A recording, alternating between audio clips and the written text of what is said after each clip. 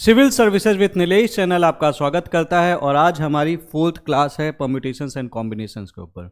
और ये class basically based है कॉम्बिनेशंस के ऊपर। पिछली क्लास में हमने परम्यूटेशंस के सारे कॉन्सेप्ट पढ़े थे और पहली और दूसरी क्लास में हमने फंडामेंटल प्रिंसिपल ऑफ काउंटिंग के ऊपर, जो कि fundamental principle of multiplication and the fundamental principle of addition था, तो उसको हमने कवर किया। फिर परम्यूटेशंस किया। इस क्लास में हम कॉम्बिनेशंस के बारे में पढ़ेंगे। कॉम्बिनेशंस वाला टॉपिक मैं आज की क्लास में ख़त्म कर दूंगा और अगली क्लास में हम इसके जितने भी प्रीवियस क्वेश्चंस आ रखे हैं हम वो सारा कुछ करेंगे। और दोस्तों मैं आपको बता दूं, यूपीएससी के अगर आप सीसर के क्वेश्चंस की एनालिसिस देखेंगे तो आप पाएंगे परम्यूटेशंस कॉम्बिनेशंस पे वो कई क्वेश्चंस हर साल आजकल पूछते हैं। प्रोबेबिलिटी का टॉपिक भी ऑल दो इम्पॉर्टेंट है, बट वो कहीं ना कहीं काफ़ी हद तक कई सारी सिचुएशन में इन टॉपिक के ऊपर बेस्ड है, except for the few formulas and apart from that probability से वो इतने सवाल पूछते भी नहीं हैं। लेकिन ये टॉपिक बहुत ज़्यादा इंपॉर्टेंट है, तो इसको आप बहुत ध्यान से देखिएगा। एंड इससे पहले कि मैं आगे बढ़ूं, जल्दी से इस वीडियो को लाइक कर दीजिए और चैनल को सब्सक्राइब कर लीजिए ताकि आपका सपोर्ट हमें मिलता रहे। और आइए, वक्त है एक छोटी सी प्यारी सी कहानी आपके साथ शेयर करने का। एक बच्चा था, वो गुरुकुल में पढ़ाई करने गया और उस गुरुकुल में डेली का नियम था कि उनको मॉर्निंग में मेडिटेट करना पड़ता था। अब मेडिटेशन करने के लिए जब वो पहले दिन बैठा उस गुरुकुल में, उसे कभी चिड़िया के चहचहाने की आवाज़ आ रही है, कभी कभी कोई बकरी की आवाज़ आ रही है, कभी कहीं से कोई आवाज़ आ रही है। वो बड़ा गुस्से में आ गया, बट उसने बोला चलो ठीक है, अगले दिन मैं फिर कोशिश करता हूँ। अगले दिन उसने फिर कोशिश की, फिर उसको आवाज़ आई, कभी किसी ने आवाज़ लगा दी तो उसे डिस्टर्ब हुआ, बड़ा गुस्से में आया और वो अपने गुरु से बोला कि भाई आपका जो ये गुरुकुल है ये बड़ा ही बकवास है। तो गुरु ने पूछा ऐसा क्यों? तो बोला कि यहाँ पे मैं जब भी मेडिटेट करने के लिए कोशिश करता हूँ मैं डिस्टर्ब हो जाता हूँ, कोई ना कोई किसी न किसी फॉर्म में मैं डिस्टर्ब होता हूँ और आपके यहाँ पे बड़ा शोर आता रहता है। तो गुरु ने उससे बोला कि एक काम करो, तुम इस गुरुकुल को छोड़ के कुछ टाइम के लिए जाओ और तुम्हें जो जगह पसंद है तुम वहाँ पे जाके मेडिटेट करने की कोशिश करो, और जब तुम्हें लगे कि तुम बिल्कुल भी डिस्टर्ब नहीं हो रहे हो तो तुम बिल्कुल वापस आना और मुझे बताना कि ऐसी कौन सी जगह है जहाँ पे तुम्हें बिल्कुल डिस्टर्बेंस नहीं हुआ और उसके चलते तुम्हें बिल्कुल गुस्सा नहीं हुआ। उस बच्चे ने बोला ठीक है, मैं अपनी जगह खुद ढूंढूंगा। उसके बाद वो गया, आगे चलता रहा उसे, लेकिन कोई ऐसी जगह मिली नहीं। काफ़ी आगे जाने के बाद उसे एक नदी का किनारा मिला। नदी के किनारे पे जब पहुँचने के बाद उसे बड़ी शांति फील हुई और उसने सोचा कल से मैं यहाँ पे मेडिटेट करूँगा। और वो अगले दिन आया और मेडिटेट करने जैसे ही वो लगा, उसे सडनली पेड़ पे, चूँकि आपको पता है हवा चलती तो सरसराने की आवाज़ आती है, तो उसको उसकी आवाज़ आने लगी। अब ये परेशान, बोला अरे यार क्या फिर बकवास शुरू। और तब तक वहाँ पे फिर कौवा उधर से आया था, काँव काँव काँव काँव। परेशान, उसे फिर बहुत गुस्सा आया। तो उसने सोचा अब मैं कहाँ पे मेडिटेट करूँ जहाँ पे ये सब पंगे ना हो। तो उसने सोचा चलो क्यों ना मैं नदी के बीच में मेडिटेट करता हूँ। तो उसने एक नाव वाले से को बुलाया, नाव हायर की और चला गया, नदी के बीच में मेडिटेट करने लगा। बड़ी शांति सी उसे फील हुई, मेडिटेट कर रहा था, बहुत अच्छा लग रहा था उसे। बट सडनली पानी में से पानी के बहने की आवाज़ आने लगी और दूर से कोई एक नाव उसकी तरफ बढ़ती चली आ रही थी और उसे बड़ा खराब लग रहा था, अरे यार ये नाव आ रही है। उसने बोला अरे यहाँ पे मत आओ, मैं मेडिटेट कर रहा हूँ, do not disturb me. But वहाँ पे कुछ दूसरी नाव से कोई सुन ही नहीं रहा था। आते आते इसकी नाव पे उससे टक्कर लग गई। ऑल्दो उसने बाद में देखा इस नाव में तो कोई व्यक्ति था ही नहीं, बट पानी के बहाव से वो नाव उसकी नाव से आके टकरा गई और इसे फिर गुस्सा आया। लेकिन उस गुस्से के दौरान इसने एक चीज़ समझी कि इसका जो ये गुस्सा आ रहा है वो उस जगह के चलते नहीं आ रहा है, क्योंकि उसको ये बात समझ में आ गई कि ऐसी कोई जगह ही नहीं है जहां पे वो डिस्टर्ब ना हो। तब उसे उस गुरु की बात याद आई जब गुरु ने उनसे कहा था कि तुम मुझे एक ऐसी जगह ढूंढ के बताओ जहाँ पे तुम्हें बिल्कुल डिस्टर्बेंस ना हो। गुरु जी बेसिकली उसको यही कहना चाहते थे कि ये जो गुस्सा तुम्हें आ रहा है मेडिटेशन के दौरान, ये जो डिस्टर्बेंस तुम्हें आ रहा है मेडिटेशन के दौरान, ये सारा कुछ तुम्हारे अंदर भरा हुआ है। दोस्तों आपकी और हमारी ज़िंदगी भी कुछ कुछ ऐसी ही है। कई बार अलग अलग सिचुएशन में आपको गुस्सा आ जाता है। कई बार आप कहीं पे भी जाते हो, आप बोलते रहे हमको पढ़ाई करने का मन नहीं लगता, हमारा यहाँ पे पढ़ाई नहीं हो रही, और आप उस जगह को कोसते रहते हो। आप अपने घर पे हो तो आप अपनी घर की सिचुएशन को कोसते हो कि भाई यहाँ पे इतना डिस्टर्बेंस है, मम्मी पापा के पंगे होते रहते हैं, कभी मेरा भाई आ जाता है और मैं तो दिल्ली जाके पढ़ूंगा।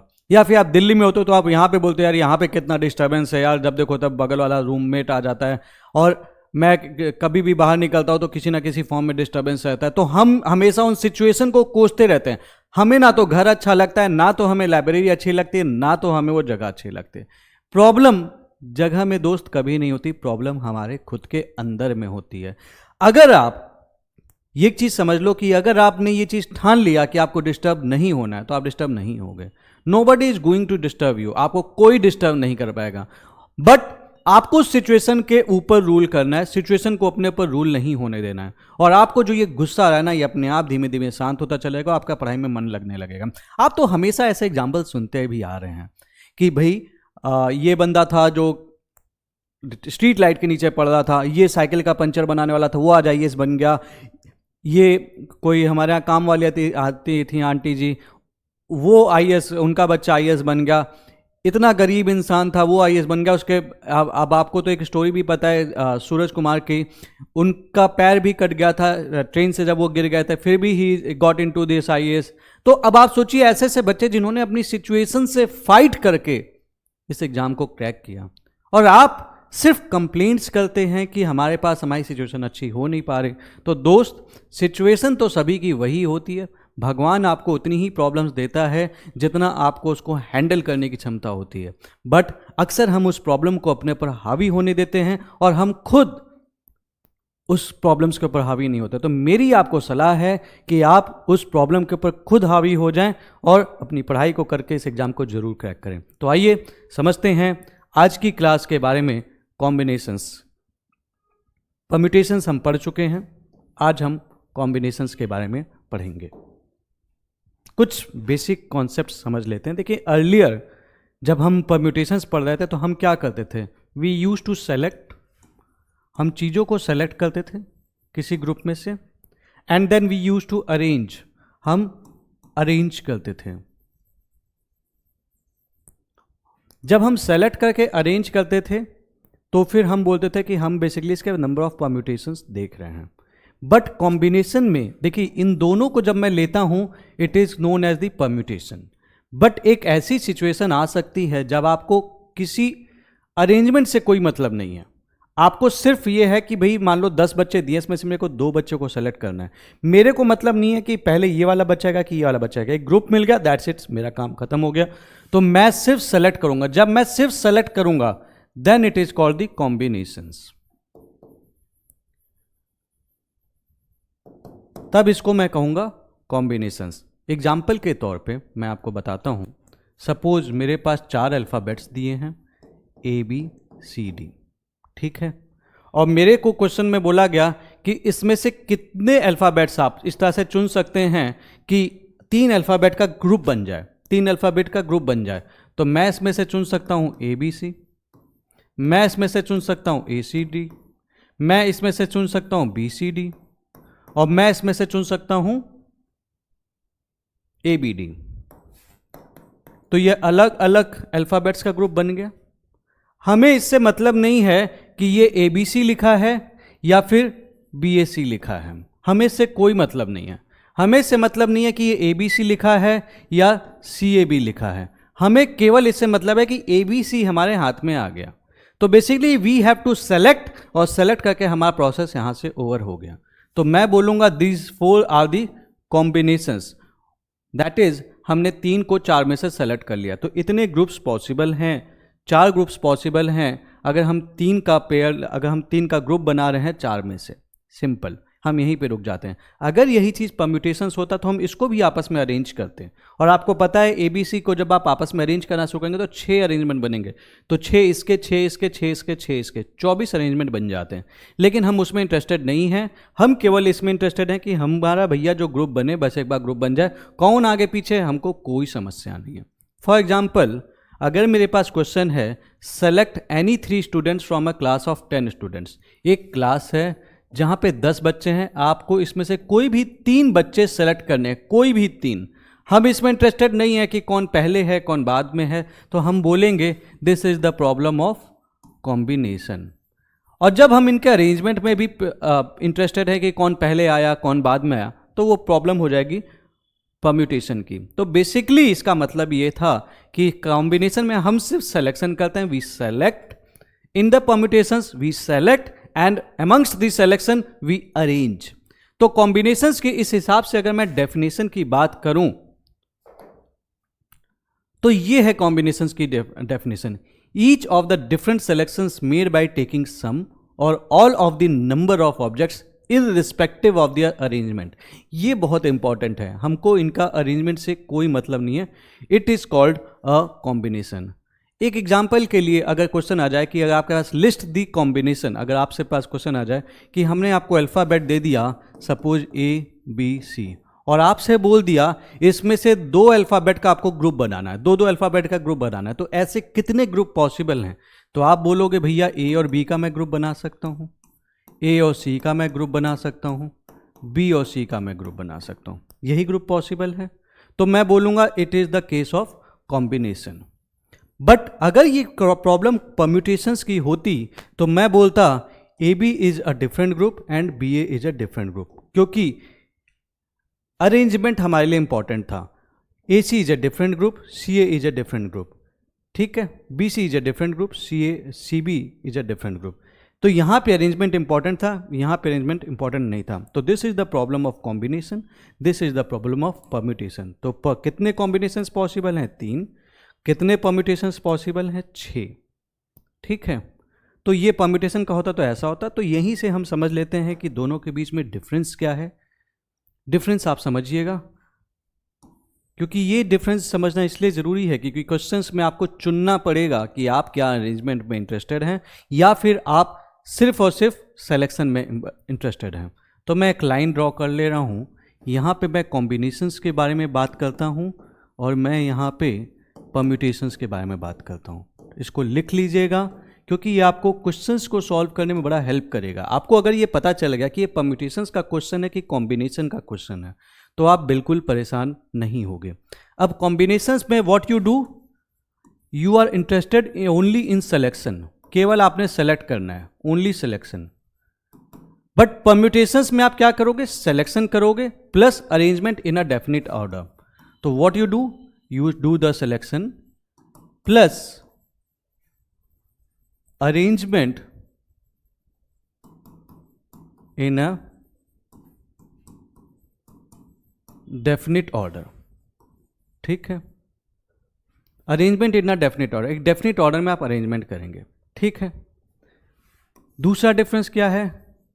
Ordering it is not important, ordering important नहीं है। मतलब AB और BA मेरे लिए एक ही चीज़ है। ठीक है, मतलब BA एंड AB अगर हम ये बोलेंगे ये हमारे लिए सेम है तो मैं इसको एज एक ही पेयर काउंट करूँगा। ठीक है, लेकिन यहाँ पे ऑर्डरिंग इंपॉर्टेंट है, ऑर्डरिंग इज इंपॉर्टेंट। मतलब BA और AB है तो ये मैं 2 पेयर काउंट करूँगा। ठीक है, generally number of combinations is less than permutation. Combinations is less than permutation. आप देखिए यहाँ पे एक कॉम्बिनेशन है, यहाँ पे 2 है, क्योंकि आपने जो सिलेक्शन लिया उसके बाद आपने अरेंजमेंट कर लिया। एक छोटी सी बात है जैसे कि ABC है, जैसे अगर मेरे को ABCD में से मेरे को सेलेक्ट करना था तो हमने दिखाया था आपको कि कितने कॉम्बिनेशंस पॉसिबल थे? 4 कॉम्बिनेशन पॉसिबल थे, ABC, ABD, ACD, BCD, ये 4 कॉम्बिनेशंस पॉसिबल थे। लेकिन परम्यूटेशंस में इन सेलेक्शन के बाद हम ABC को भी अरेंज कर सकते थे, ABC, ACB, और ये मैंने आपको दिखा भी रखा है। तो 6 बार अरेंजमेंट पॉसिबल है। एक लिख भी देता हूँ मैं, लाइक अगर ABC का मैं अरेंजमेंट करने पे आ जाऊँ तो ये हो जाएगा, पहला तो खुद ABC ही हो जाएगा, ACB हो जाएगा, BAC हो जाएगा, BCA हो जाएगा, CAB हो जाएगा, CABA हो जाएगा। तो ये 6 कॉम्बिनेशन से 6 परम्यूटेशंस पॉसिबल हैं पर हर एक सिलेक्शन के ऊपर। तो यहाँ पे 4 कॉम्बिनेशन बनेंगे तो 24 परम्यूटेशंस बनेंगे। तो ये देखा जाता है कि number of permutations is greater than the number of combinations. आपको लेकिन हमेशा डिसाइड करने की स्थिति में होना चाहिए कि परम्यूटेशंस की संख्या, आपको मतलब जो क्वेश्चन है वो परम्यूटेशन का है कि कॉम्बिनेशन का है। ठीक है,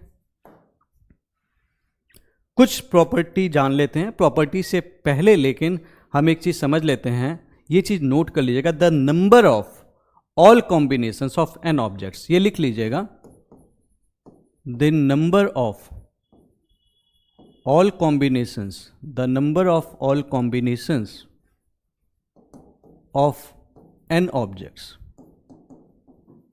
the number of all combinations of n objects taken are at a time,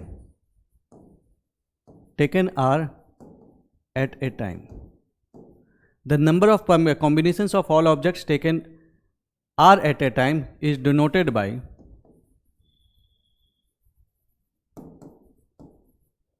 NCR। ठीक है, इसको मैं ऐसे भी लिख देता हूँ N और R, बट जनरली आप पाएंगे कि मोस्ट जगह पे आपको इस तरह से इसको लिखा हुआ, दोनों का मीनिंग एक ही है, बट जनरली आप पाएंगे कि ज़्यादातर जगह पे यही लिखा हुआ है, बट इस तरह से भी लिखा है तो इसका मतलब कॉम्बिनेशंस ही है। तो NCR का बेसिकली मतलब होता है कि N ऑब्जेक्ट्स टोटल हैं जिसमें से आपको at a time R object select करने हैं। जैसे कि सपोज कीजिए ABCD था, अब मेरे को ऑल तो पता है कि इसमें से एट अ टाइम अगर हम तीन लेके करेंगे, 3 ऑब्जेक्ट सेलेक्ट करेंगे तो 4 कॉम्बिनेशंस बन सकते हैं, लेकिन मैं वो पूरे कॉम्बिनेशंस लिखने में इंटरेस्टेड नहीं हूँ, तो मैं डायरेक्ट लिख सकता हूँ कि इसके चलते कितने कॉम्बिनेशन बनेंगे, वो बनेंगे 4CR, दैट इज 4C3। एक बार में आप 3 सेलेक्ट करेंगे 4 में से तो इट बिकम्स 4C3। यही तो कह रहा है ये चीज, आप याद कीजिएगा, ये 4C3 हो गया।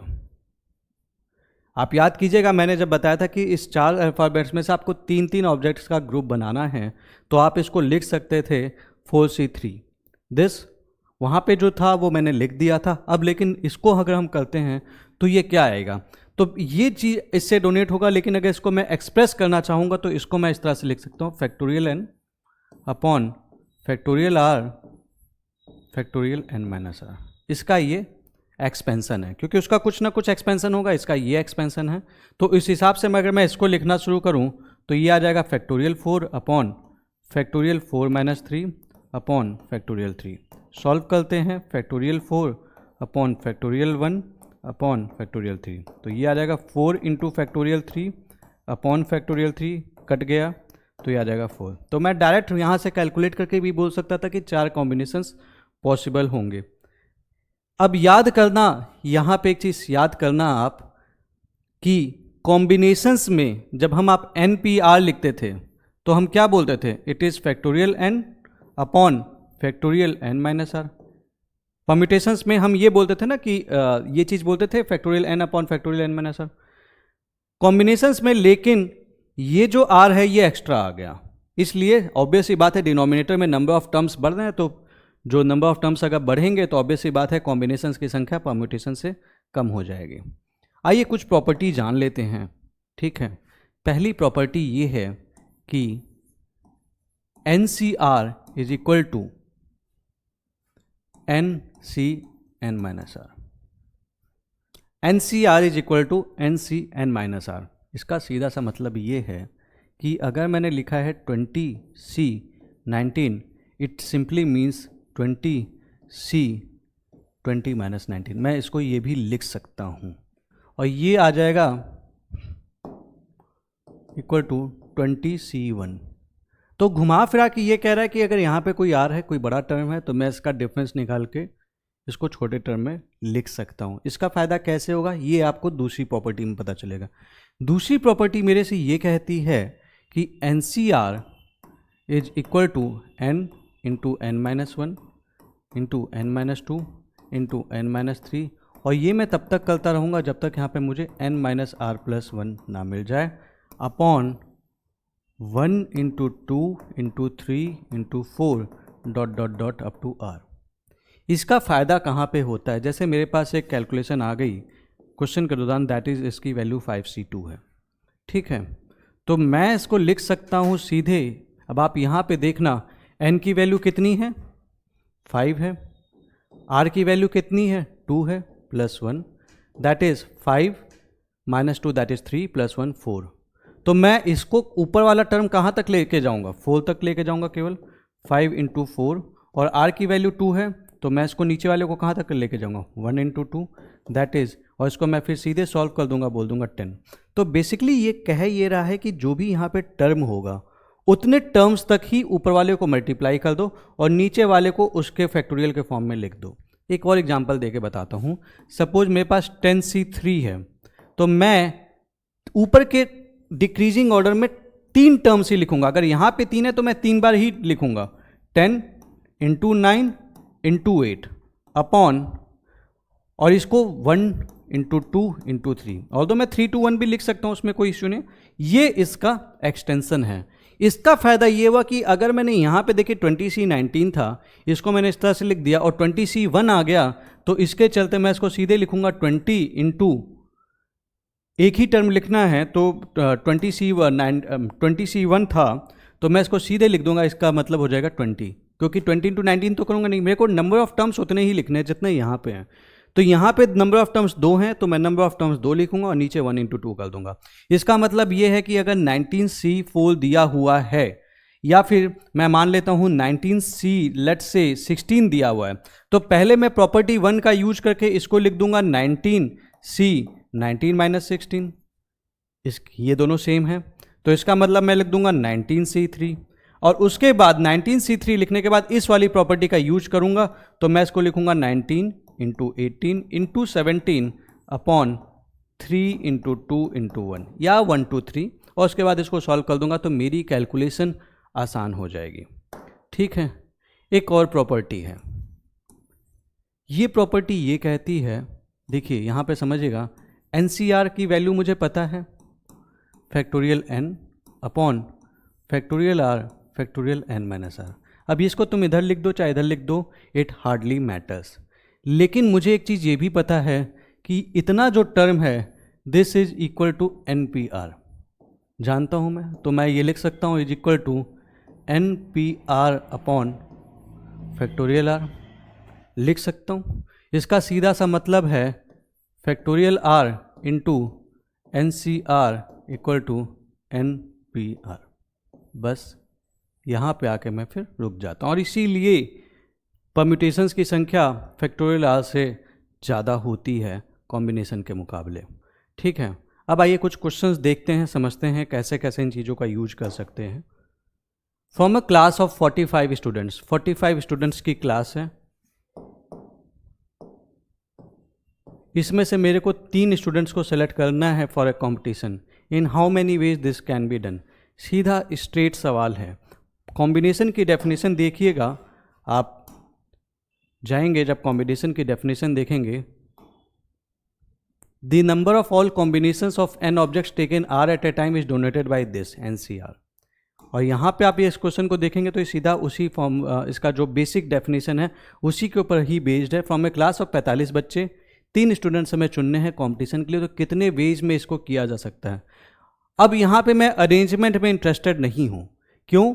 क्योंकि बोला भैया 3 बच्चे चुनने हैं, तो तुम चाहे राम को पहले चुन लो, चाहे पहले श्याम को चुन लो, चाहे सीता को चुन लो पहले, चाहे गीता को चुन लो, चाहे मीता को चुन लो, किसी को भी चुन लोगे, तुम्हारा जो ग्रुप बनेगा वो 3 बच्चों से मतलब है। कौन आगे पीछे आया मेरे को इससे मतलब नहीं है। तो इसके लिए इसका सीधा उत्तर मैं बोलूँगा it is the combination problem, तो मैं बोलूँगा इसका उत्तर हो जाएगा 45C3। और मैं इसको जब सॉल्व करूँगा तो प्रॉपर्टी से it becomes 45 into 44 into 43 upon 3 into 2 into 1, 3 digits मतलब 3 नंबर है, तो 45 into 44 into 43 upon 3 into 2 into 1। अब इसको मैं सॉल्व करूँ तो इसको मैं काटूंगा तो ये 15 आएगा, इसको मैं सॉल्व करूँ तो ये 22 आएगा, और इसको मैं जब सॉल्व करूँगा तो जो भी नंबर आएगा वो हमारा सॉल्यूशन होगा। आइए देखते हैं क्या आता है। 43 है, अब पहले मैं 15 और 22 को मल्टीप्लाई कर लेता हूँ, 15 इंटू 22, 15 2 जा 30, 15 2 जा 30 प्लस 3 330। अब इस 330 में मैं 43 मल्टीप्लाई कर देता हूँ, ठीक है, 330 आया, बचा हुआ 43 क्योंकि मल्टीप्लिकेशन में ये भी था, तो 3 0 जा 0, 3 3 जा 9, 3 3 जा 9, कट 4 0 जा 0, 4 3 जा 12, 4 3 जा 12 13। सॉल्व करता हूँ 0 9 9 2 11 4 1 4 1 9 0। तो 14,190 तरीके से मैं इन बच्चों को चुन सकता हूँ। ठीक है, ये इसका उत्तर होगा। सीधा फॉर्मूला बेस्ड सवाल था ये। 4 जेंटलमैन हैं, 4 लेडीज हैं, they are the candidates for 2 seats. Seats हमारे पास 2 हैं, 1 और 2। एक वोटर को वोट करना है 2 कैंडिडेट्स के लिए। कितने तरीके से ये वोट कर सकता है? अब एक चीज़ यहाँ पे समझना, ये अलग से कंफ्यूज करने के लिए आपको दिया है। अब कई बच्चे क्या करेंगे, यार इसके लिए हम अलग सोचेंगे, इसके लिए अलग सोचेंगे। ऐसा तो कुछ है ही नहीं भाई। 4 जेंटलमैन है, 4 लेडीज हैं। हो सकता है जो हमारे प्रत्याशी जिनके लिए वो वोट करें वो आदमियों के लिए कर दें, या फिर लेडीज़ के लिए कर दें, या फिर एक आदमी एक लेडीज़ के लिए कर दें। तो किसी के लिए भी वोट कर सकता है। तो ओवरऑल उस आदमी के लिए 8 कैंडिडेट्स हैं, और इसको मतलब नहीं है कि किसको वोट कर रहा है। 2 को वोट करेगा, किसी को भी कर सकता है। इनमें से इसको 2 लोगों को चुनना है जिसको ये वोट करेगा। सीक्वेंस मैटर ही नहीं कर रहा। तो इसका फिर दैट केस आंसर क्या हो जाएगा? कितने तरीके से चुन सकता है? 8C2। और इसको मैं सॉल्व करूंगा तो कितना आ जाएगा? 8 × 7 अपॉन 2 × 1। 2 यहाँ पे 2 लिखा है तो इसलिए हम 2 बार मल्टीप्लाई करेंगे। ठीक है, तो इसको काटेंगे। 7 4 जा 28। 28 वेज में ये अपना वोट कास्ट कर सकता है। सीधा क्वेश्चन, स्ट्रेट सवाल, कोई कंफ्यूजन नहीं। आइए अगला सवाल देखते हैं। 20 पर्सन एक पार्टी में, and if each 2 of them shake hands with each other, how many hand shakes will happen? अब कौन पहले हाथ बढ़ाया मिलाने के लिए हाथ हमको मतलब नहीं है, तो हमें अरेंजमेंट से मतलब नहीं है। अब एक चीज़ समझना, जब 2 लोग हाथ मिलाते हैं तो इसको हम 1 हैंड शेक काउंट करते हैं। जब 2 लोग हैंडशेक मिलाते हैं तो हम इसको एज अ 1 काउंट करते हैं। ठीक है, तो यहाँ पे ये चीज़ कैसे होगी? अब ये चीज़ आप देखना, 2 लोग हाथ मिला रहे हैं, 1 हैंडशेक काउंट हो रहा है। तो मैं अगर ये चुन लूँ कि मेरे पास 20 पर्सन्स हैं और इस 20 पर्सन में से 2 पर्सन मैं कितने टाइप से सेलेक्ट कर सकता हूँ, तो मेरा आंसर आ जाएगा। तो इसका इसलिए उत्तर होगा सीधे 20C2, that is 20 × 19 upon 2 × 1, that is, इसको आप काटेंगे, दिस इज 10, दिस इज 190। ठीक है, तो इसका उत्तर आ जाएगा 190। तो क्योंकि यहाँ पे क्वेश्चन ये था कि 2 पर्सन हैंडशेक कर रहे हैं, इसके ये 1 हैंडशेक की तरह काउंट होगा, 2 की तरह तो काउंट होगा नहीं। तो हमारा जो ये प्रॉब्लम था, ये कॉम्बिनेशन का प्रॉब्लम था, जहाँ पे हमें 2 पर्सन चुनने थे out of 20। 20C2 straight 190 answer. आसान है, आगे बढ़ते हैं। अब ये अगला सवाल आ गया आपके पास। एक क्वेश्चन पेपर है, इसके 2 पार्ट्स हैं, पार्ट ए, पार्ट बी। यहां पे भी 12 सवाल हैं, यहां पे भी 12 सवाल हैं। ठीक है, एक स्टूडेंट को चुनना है 4 क्वेश्चन इस पार्ट में से, इस पार्ट में से 4 क्वेश्चन चुनना है, और इस पार्ट में से 7 क्वेश्चन चुनना है। ठीक है, मतलब टोटल 11 क्वेश्चंस करने हैं। इस तरीके से चुनना है कि 4 क्वेश्चंस यहाँ से हों, 7 क्वेश्चन यहाँ से हों। तो कितने तरीके से ये क्वेश्चंस को चुन सकता है, यही तो सवाल है। ठीक है, तो इसका देखो सीधा सा मतलब है, इसका जो बेसिक मतलब ये है कि भाई 12 में से मैं 4 क्वेश्चन चुनूंगा, इट हार्डली मैटर्स, मेरे लिए अरेंजमेंट मैटर नहीं कर रहा। मेरे से ये तो नहीं बोला कि आंसर के क्या सीक्वेंस होंगे, मेरे लिए बस ये बोला कि 4 क्वेश्चन तुमको चुनना है। तो मेरे लिए अरेंजमेंट मैटर कर रहा है? बिल्कुल नहीं कर रहा है। तो 12 में से 4 चुनना है, 12 में से 7 चुनना है। तो 12 में से 4 में कितने तरीके से चुन सकता हूं? 12C4। 12 में से 7 में कितने तरीके से चुन सकता हूं? 12C7। ठीक है, 12C7। अब हमारा काम कब पूरा होगा? हमारा काम तभी पूरा होगा जब मैंने यहां से भी चुना और यहां से भी चुना। तो ये वो वाली स्थिति है मल्टीप्लिकेशन वाली। एक काम है जो 2 पार्ट में बटा हुआ है, पार्ट 1 पार्ट 2। पार्ट 1 इसमें से 4 क्वेश्चन चुनो, पार्ट 2 इसमें से 7 क्वेश्चन चुनो। तो सीधी सी बात है, basic principle of counting, multiplication वाला रूल। तो ये इसका उत्तर होगा, यानी कि इसका उत्तर होगा 12C4 × 12C7। ये इसका उत्तर हो जाएगा। जो भी होगा आप इसके कैलकुलेशंस करके देख सकते हैं। ठीक है, अब आ जाओ। A committee of 3 persons is to be constituted for a group from a group of 2 men। 2 आदमी हैं और 3 महिलाएं हैं, 3 विमेन, ठीक है। कितने तरीके से, कमिटी ऑफ 3 पर्सन्स, इसमें से 3 लोगों को चुनना है, यू हैव टू सेलेक्ट 3, इनमें से 3 लोगों को सेलेक्ट करना है। कितने तरीके से किया जा सकता है? पहला सवाल ये है कि कितने तरीके से आप 3 लोगों को इसमें से चुन सकते हैं। तो सीधी सी बात है, यहां पे हमें कोई कंडीशन तो दिया नहीं है, 5 लोग हैं, 5 में से 3 को चुनना है। अरेंजमेंट मैटर नहीं कर रहा, तो मैं सीधे बोलूंगा मैं कितने तरीके से चुन सकता हूं। टोटल नंबर है 3 और 2 5, तो 5C3, 5 में से 3 लोग को चुनना है, मैं 5C3 कर दूंगा और इसको मैं सॉल्व करूंगा तो इट बिकम्स 5C5 - 3, याद कीजिएगा। इसको मैं करूंगा तो इट बिकम्स 5C2, इसको मैं सॉल्व करूंगा तो 5 गुणे 4 अपॉन 1 × 2, सॉल्व करते हैं तो ये 10 तरीके से पॉसिबल है। पार्ट 1। क्वेश्चन का पार्ट 2 ये कह रहा है इस कमिटी में से कितने में एक आदमी होंगे प्लस एंड 2 विमेन होंगी। हमें एक ऐसी कमिटी बनानी है कि एक आदमी को चुने और 2 महिलाओं को चुने। तो सीधी सी बात है, इसके 2 पार्ट हो गए अब इस काम के। एक आदमी चुनना है 2 आदमियों में से, तो कितने तरीके से चुन सकता हूं एक आदमी 2 आदमियों से, 2C1। 3 औरतों में से 2 महिलाओं को चुनना है, तो कितने तरीके से चुन सकता हूं, 3C2। लेकिन मेरा काम पूरा तभी होगा जब ये दोनों काम होंगे, तो मैं इसको मल्टीप्लाई कर दूंगा। अब मैं इसको सॉल्व कर लेता हूं, तो 2C1 × 3C2 को मैं लिख सकता हूं 3C, 3 - 2 दैट इज 1, और इसको मैं सॉल्व करूंगा तो 2 × 3 = 6। तो 6 ऐसी कमिटी बन सकती हैं अलग अलग ग्रुपिंग की, जहां पे एक आदमी होंगे और 2 लेडीज होंगी, ठीक है। अगला सवाल, 6 आदमी और 2 महिलाओं में से एक कमिटी 3 लोगों की चुननी है, ठीक है। अब हमारे पास देखो 6 मैन आ गए, 2 महिलाएं आ गई, इसमें से हमें 3 लोगों की कमिटी चुननी है। In how many ways it can be formed if at least 1 women is to be included. 3 लोगों की कमिटी चुननी है और कम से कम एक लेडीज तो होनी चाहिए। तो 2 चीजें हो, ध्यान रखना, अगर एक महिला होंगी तो आदमी कितने होंगे, 2 मैन।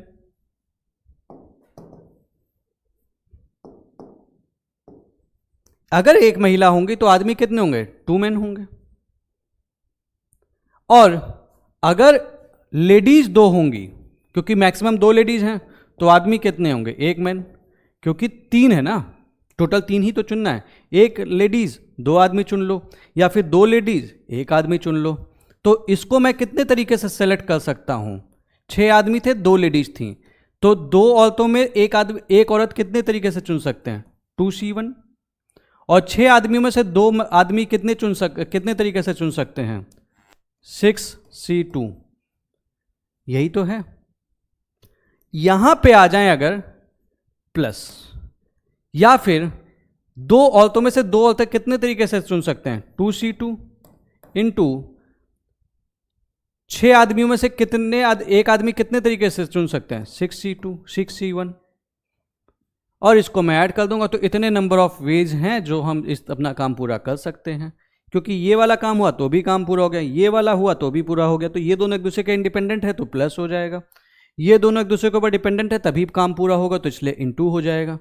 अब मैं इसको सॉल्व कर लेता हूं, तो 2C1 की वैल्यू कितनी आ जाएगी, 2 × 6 × 5/2 इसकी वैल्यू। और इसको मैं सॉल्व करता तो ये इससे कटेगा, ये आ जाएगा 30। और इसके केस में 2C1 की वैल्यू, 2C2 की वैल्यू कितनी हो जाएगी,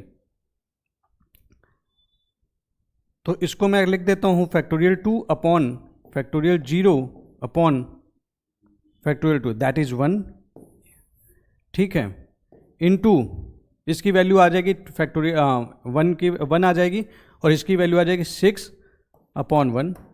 तो ये कट गया, ये 1 हो गया और ये हो गया 6। तो टोटल नंबर ऑफ वेज कितने आ गए, सीधा सा है 36। यहां पे मुझे एक और प्रॉपर्टी मिल गई, अगर मेरे पास NCN लिखा होगा तो इसकी वैल्यू 1 होगी। n में से n को सेलेक्ट करना है, एक ही तरीके से सेलेक्ट कर सकते हैं। 4 में से 4 को सेलेक्ट एक ही तरीके से तो कर सकते हो, 1 आ गए। तो अब आगे से मेरे को कभी NCN आएगा तो मैं सीधे इसको लिखूंगा 1, ठीक है। मैं इसको कैलकुलेट नहीं करूंगा, तो ये आप नोट कर लीजिए। अगला सवाल देखते हैं। आप देख रहे हैं कितने आसान सवाल है, मतलब सीधे सीधे फॉर्मूले पे सवाल हैं। और आप जब अगली क्लास में मैं आपको PYQs दिखाऊंगा ना तो आपको मजा आ जाएगा, seriously you will love it. आप बोलोगे यार इतना अच्छा सा सवाल ही, इतना ईजी सवाल, ओ माय गॉड, फोड़ दोगे।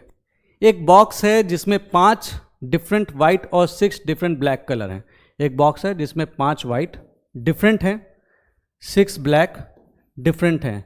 कितने तरीके से 6 बॉल्स को हम सेलेक्ट कर सकते हैं so that at least there is 2 balls of each colour. 2 ball हैं, एटलीस्ट 2 बॉल हर एक कलर की हो। तो मैं 6 बॉल सेलेक्ट करनी है तो मैं इसको इस तरह से देख सकता हूँ। मैंने 2 वाइट बॉल उठाई तो सीधी सी बात है मैं 4 ब्लैक बॉल उठाऊंगा। मैंने 3 वाइट बॉल उठाई तो सीधी सी बात है मैं 3 ब्लैक बॉल उठाऊंगा, क्योंकि मेरे को टोटल बॉल सेलेक्ट करनी है 6। और अगर मैंने 4 वाइट बॉल उठाई तो मैं सीधी सी बात है मैं उठाऊंगा 2 ब्लैक बॉल। ठीक है, अब मैं 5 वाइट नहीं उठा सकता क्योंकि फिर 1 ब्लैक बॉल होगी, और ये कह रहा है कि हर एक कलर की 2 बॉल कम से कम होनी ही चाहिए। ये क्वेश्चन की डिमांड है, तो यही पॉसिबल केसेस हैं। अब आप सेलेक्ट कर लीजिए। इसके कितने वे हैं करने के? 5C2 into 6C4। ये कैसे किया? पिछले वाले क्वेश्चन में मैंने आपको एक्सप्लेन किया था। ये वाला कितने तरीके हैं करने के? 5C3 into 6C3। ये वाले कितने तरीके हैं करने के? 5C4 into 6C2। ठीक है, अब उसके बाद ये सब एक दूसरे से इंडिपेंडेंट है। ये वाला काम भी हो गया तो अपना पूरा हो गया, ये वाला हो गया तो पूरा हो गया, ये वाला हो गया तो पूरा हो गया। तो इसको मैं प्लस कर दूंगा। ये जब प्लस करूंगा जो उत्तर आएगा मेरा आंसर वो होगा। आपका होमवर्क ये है कि आप इसको कैलकुलेट करेंगे और कमेंट सेक्शन में पोस्ट करेंगे कि इसका उत्तर क्या होगा। ठीक है, देखिए थोड़ा सा आप भी मेहनत कीजिए, कैलकुलेशंस कीजिए, क्योंकि आपको मैं बता दूं अगर आप मेहनत नहीं करेंगे, अगर आप अपना दिमाग पे स्ट्रेस नहीं डालेंगे तो कहीं ना कहीं ये सारी पढ़ाई वेस्ट हो जाएगी। आप एफर्ट्स ज़रूर डालते रहिए। अब कॉम्बिनेशन का जो क्वेश्चंस हैं ये ज्योमेट्रिकल प्रॉब्लम्स में भी it has a huge application, huge. मैं आपको दिखाऊंगा कैसे। ठीक है, let us look at it. यहां से मैंने आपको बताना चाहता हूं कि जो हमारा आपका जो ज्योमेट्री का मेंसुरेशन वाला पोर्शन है उसके लिए मैंने अपने नोट्स, ऑल्दो वो that is a mix of notes, उसके अलावा मैंने कई सारी चीज़ें और ऐड कर रहा हूँ। तो वो मैंने Telegram channel UPSC prelims with Nilesh पे शेयर किया है, आप उसको वहाँ से डाउनलोड कर लें, क्योंकि मेंसुरेशन के लिए हम सेपरेट क्लास नहीं ले रहे हैं। रीज़न बीइंग क्योंकि यूपीएससी मेंसुरेशन से क्वेश्चंस पूछता नहीं है, और पूछा भी तो एक आध सवाल पूछा है, तो उसमें के लिए पूरी एक 8, 10, 15, 20 क्लासेस बनाने का कोई मीनिंग नहीं बनता। ठीक है, 10 पॉइंट्स हैं and none of them are collinear. Collinear क्या होते हैं? वो पॉइंट्स जो एक ही लाइन पे लाई करते हैं वो होते हैं कोलिनियर। तो ये कह रहा है कि कोई भी कोलिनियर नहीं है, यानी कि पॉइंट्स कहीं ना कहीं हैं लेकिन एक ही लाइन पे नहीं है। ठीक है, 10 पॉइंट्स हैं, 1 2 3 4 5 6 7 8 9 10 पॉइंट्स हैं। None of the point are collinear. कितनी स्ट्रेट लाइन इसमें से बन सकती हैं? तो देखो सीधी सी बात है, जैसे ही मैं 2 पॉइंट्स चुनता हूं, जैसे ही मैं 2 पॉइंट्स चुनता हूं तो मेरी एक स्ट्रेट लाइन बन जाती है, खींचता चला जाऊंगा। कोई भी 2 पॉइंट मैं चुनता हूं मेरी स्ट्रेट लाइन बन जाएगी। कोई भी 2 पॉइंट चुनूंगा मेरी स्ट्रेट लाइन बन जाएगी।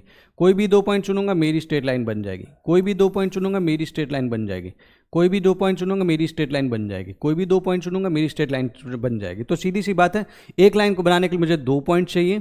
तो सीधी सी बात है कि 10 पॉइंट में से कितने तरीके से मैं 2 पॉइंट्स को चुन सकता हूँ, यही मेरी नंबर ऑफ लाइन्स हो जाएंगी। तो इसका इसलिए उत्तर हो जाएगा 10C2। और इसको मैं सॉल्व करूंगा तो it becomes 10 into 9 upon 1 into 2। इसका मतलब हो जाएगा सीधे सीधे 45 इसका उत्तर होगा। 45 लाइन्स आप इसमें से ड्रॉ कर सकते हैं।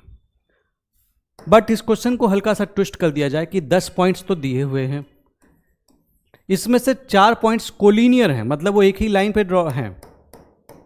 तो यानी कि इसके चलते जो भी लाइन पॉइंट्स जो भी लाइन जा रही होगी वो एक ही होगी, क्योंकि वो कोलिनियर है। तो कितनी स्ट्रेट लाइन बनाई जा सकती है? तो इसको मैं इस तरह से देख लेता हूं कि मैं 10 पॉइंट में से 2 पॉइंट चुन लूं तो मेरी इतनी लाइंस बन रही थी, लेकिन सीधी सी बात है इन 4 पॉइंट्स के चलते भी कुछ लाइंस बन रही होंगी। तो वो कितनी लाइंस बनती? वो होती 4C2, और इसको मैं इसमें माइनस कर दूंगा तो मेरी नंबर ऑफ लाइंस निकल जाएगी। लेकिन एक लाइन तो ड्रॉ हो ही रही है ना इन 4 पॉइंट्स के बीच में से, तो मैं इसको +1 कर दूंगा, तो ये मेरा उत्तर निकल जाएगा। 10C2 ये बताता है कि 10 में से 2 पॉइंट आप कितने तरीके से चुन सकते हो।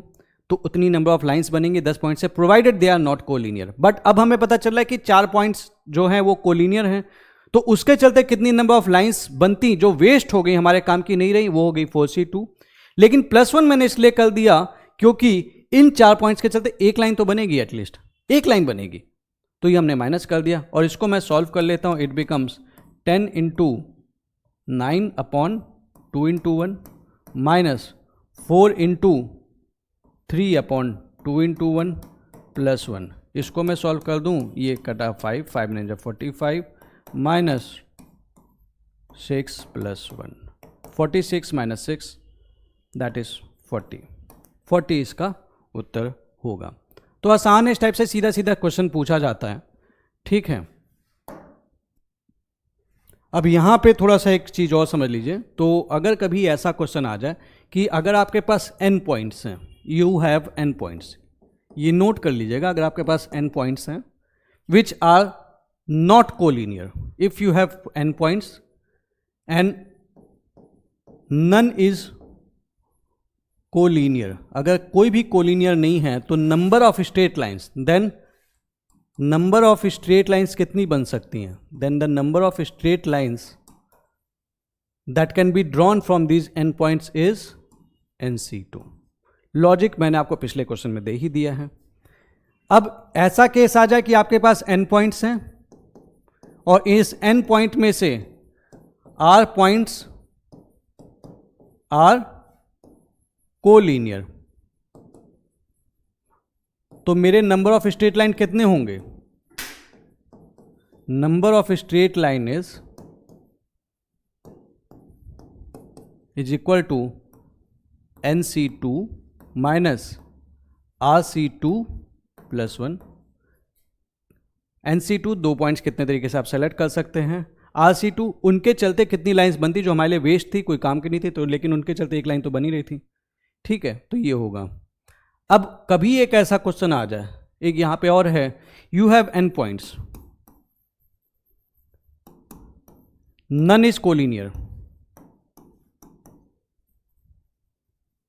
और आपसे पूछा कितने ट्रायंगल्स बन सकते हैं, how many triangles can be made out of it. अगर आपके पास n पॉइंट्स हैं तो आप सीधे बोलेंगे भाई इस वहां पे लाइन बनाने के लिए आप 2 पॉइंट चुन रहे थे, एक ट्रायंगल बनाने के लिए जैसे एक ट्रायंगल होता है तो आपको 3 पॉइंट चाहिए होते हैं सेपरेट, तभी तो ट्रायंगल बनता है। 3 पॉइंट मिल गए, ड्रॉ कर दिया, तो घुमा फिरा के एक ट्रायंगल में 3 लाइन बन रही है, तो मैं कितने तरीके से चुन सकता हूं, nc3, इतने ट्रायंगल्स आपके बन जाएंगे। लेकिन if you have n points and r points are collinear, अगर r पॉइंट्स कोलिनियर हैं तो कितने ट्रायंगल्स बनेंगे, तो यहां पे मैं लिख दूंगा nc3 माइनस rc3, ये इसका उत्तर हो जाएगा, ठीक है। आइए आगे बढ़ते हैं। अब ये क्वेश्चन है, 2 पैरेलल लाइन दी हुई हैं, suppose you have 2 parallel lines, एक लाइन ये है, एक लाइन ये है। पैरेलल जानते हैं ना, इनके बीच की दूरी हमेशा हर जगह पे सेम रहती है, और ये मीट करते हैं इन्फिनिटी पे, ऐसा बोला जाता है क्योंकि इन्फिनिटी तो डिफाइंड ही नहीं है, तो ये बेसिकली मीट कभी नहीं करेंगी, ठीक है। 2 parallel lines, on the first line 5 distinct point बनाए गए, यहाँ पे 1 2 3 4 5, P1 P2 P3 P4 P5, यहाँ पे 5 डिस्टिंक्ट पॉइंट बनाए गए। सेकेंड लाइन पे 6 डिस्टिंक्ट पॉइंट बनाए गए, यहाँ पे 6 डिस्टिंक्ट पॉइंट बनाए गए। Let's say R1 R2 R3 R4 R5 R6। अब मेरे से क्वेश्चन कह रहा है कितने ट्रायंगल्स बन सकते हैं इस पॉइंट्स के चलते, ठीक है। तो ट्रायंगल बनाने की प्रक्रिया में आप एक पॉइंट यहां से उठा सकते हो, 2 पॉइंट यहां से उठा सकते हो, या फिर आप 2 पॉइंट यहां से उठा सकते हो, 1 पॉइंट यहां से उठा सकते हो। तीनों पॉइंट तो यहां से उठाओगे नहीं, क्योंकि तीनों पॉइंट अगर यहां से उठाओगे तो तुम्हारा ट्रायंगल बनेगा ही नहीं। कोशिश कर लीजिए बनाने के लिए, P1 P2 P3 लेके आप ट्रायंगल बना पाओगे, नहीं बना पाओगे, ये एक ही लाइन पे है, ठीक है। तो मेरे को क्या करना है, you have to choose 1 point. अगर मैं इसे L1 मान लूं इस लाइन को, और इसे L2 मान लूं, तो मेरे को 1 point from L1 plus 2 point from L2। या तो मैं ये कर लूं या फिर मुझे चुनना पड़ेगा 2 point from L2 from L1 plus 1 point from L2। ठीक है, सीधा सा है। तो यहां पे सीधी सी बात है, कितने पॉइंट्स बन सकते हैं, कितने मतलब आप सिलेक्शन ले सकते हो। तो आपका इस केस में बनेगा 5 में से 1 पॉइंट चुनना है, तो मेरे पास 5 पॉइंट में थे तो 5C1, और L2 में 6 पॉइंट थे और इसमें से मुझे 2 पॉइंट चुनने, तो इट इज 6C2। ठीक, या फिर मेरे को L1 में से 2 पॉइंट चुनने, 5 पॉइंट में से 1 पॉइंट चुनना है, 5C1, 2 पॉइंट चुनने 5C2 इंटू L1 में से 1 पॉइंट चुनना है 6C1। ये काम हो गया तो भी मेरा काम पूरा हो जाएगा, ये काम हो जाएगा तो भी मेरा पूरा काम हो जाएगा। तो इसके लिए मैं इस ऊपर वाले को नीचे से ऐड कर दूंगा, तो मेरा जो भी उत्तर आएगा मैं लिख दूंगा। अब इसको मैं सॉल्व करता हूं तो 5C1 की वैल्यू आ जाएगी 5 और 6C2 की वैल्यू आ जाएगी 6 इंटू 5/2 प्लस नीचे वाले को मैं देखूं तो 5 इंटू 4/2 5C2 की वैल्यू इंटू 6। इसको मैं सॉल्व कर लेता हूं तो मेरे को नंबर ऑफ ट्रायंगल्स मिल जाएगा 3, 5 5 25 इंटू 3 75 प्लस 5 2 10 प्लस इंटू 6 60, और ये हो जाएगा 5 7 6 13, 135 ट्रायंगल्स मेरे बन सकते हैं। तो इस टाइप के क्वेश्चंस आएंगे, बड़े आसान हैं, कुछ टेंशन नहीं लेनी, आराम से करना है। लेकिन इसको करने का एक और तरीका भी हो सकता था, वो मैं आपको तरीका बताता हूँ। ये आपने नोट कर लिया, आइए दूसरा तरीका समझते हैं।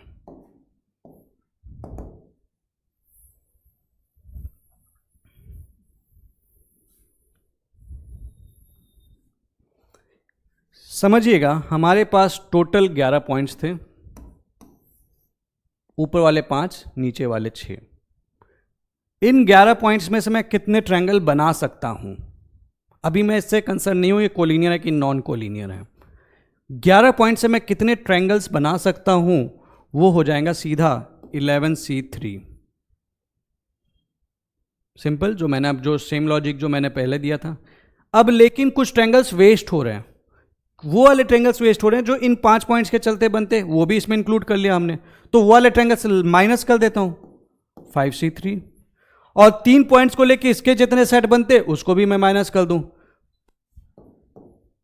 तो अगर मैं ऐसा कर दूंगा कि इसके चलते, इन पॉइंट्स के चलते जितने ट्रायंगल्स 3 पॉइंट का सिलेक्शन था, इनके चलते 3 पॉइंट्स का जो सिलेक्शन था उसमें से माइनस कर दूं, तो भी मुझे नंबर ऑफ ट्रायंगल्स वही मिलेंगे। और जब आप इसको सॉल्व करेंगे आप पाएंगे कि उत्तर आपका वही आएगा 135। 135 ही उत्तर आएगा, चेंज नहीं होगा।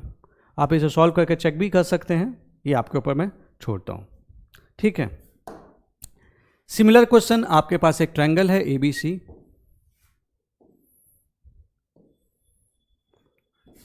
ABC। AB वाले साइड पे 4 पॉइंट बनाए गए, 1 2 3 4 पॉइंट्स बनाए गए।